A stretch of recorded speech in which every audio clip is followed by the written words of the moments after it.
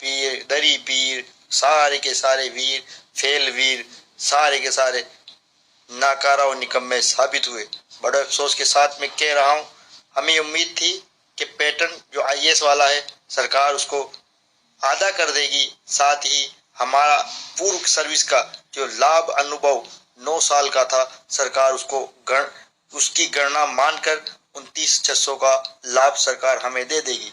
लेकिन बदकिस्मती से देखिए, इस पूरक बजट में किसी भी तरह से कोई उल्लेख नहीं किया गया और मैं बड़ी विडंबना के साथ बहुत अफसोस होता है कि फिर भी कुछ लोग, कुछ अंधभक्त, कुछ गोबर भक्त फिर भी धन्यवाद दे रहे हैं, तारीफ कर रहे हैं, कसीदे पढ़ रहे हैं। मजबूरी है कि 6,000 हमारे मदरसा प्यार टीचर साथियों से देख रहा था कि कोई न कोई आएगा और सरकार को आईना दिखाएगा। बड़े अफसोस, बड़े दुर्भाग्य की बात है, किसी में हिम्मत नहीं है। क्या गुलाम हो? मानसिक गुलाम हो गए, शारीरिक गुलाम हो गए, आर्थिक गुलाम हो गए। गुलाम इतने भी क्या हो गए तुम डरते हो, जो कहते हो हम तो ईमान वाले हैं, अल्लाह की ज़ात और सिफात पे भरोसा करने वाले हैं, अपने पेट और अपने हक और मुस्तकबिल के लिए तुम्हारे पास इतनी भी ताकत नहीं है कि तुम सरकार को आईना दिखा सको, सरकार को सच्चाई दिखा सको।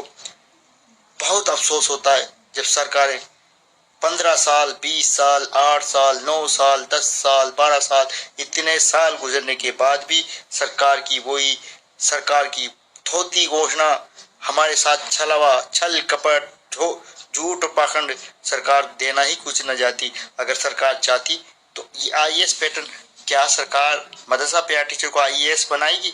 क्या सरकार मदरसा प्यार टीचर को आईएएस के समकक्ष को पे ग्रेड देगी? ऐसा एक अबूझ पहेली वाला शब्द जिसे कहते हैं आईएएस, उल्ला के सरकार ने संविदा कर्मियों को उलझा के ऐसा रख दिया कि न समाधान है। आखिर इस नियमों को लाने वाले अधिकारी के पास इसका सही तरीके से सॉल्यूशन नहीं है।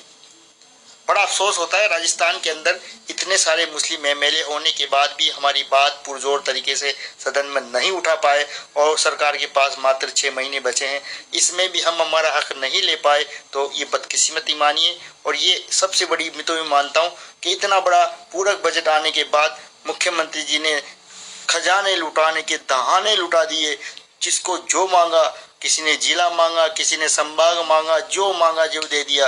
लेकिन बड़े अफसोस की बात है, हमने तो सिर्फ यही मांगा था कि मुख्यमंत्री जी आप सबको दे रहे हो, आप तो गांधी जी हो, गांधी जी के अनुसरण पे चलने वाले हो, जनता के सम्राट हो, जनता के राजा हो, जनता पे लुटाने वाले हो। लेकिन बदकिस्मती देखिए कि हमारे नाम से राजस्थान के गांधी जी कहलाने वाले मुख्यमंत्री जी के पास कुछ भी नहीं है। क्या मुख्यमंत्री जी चाहते नहीं कि हमारा कुछ भला हो?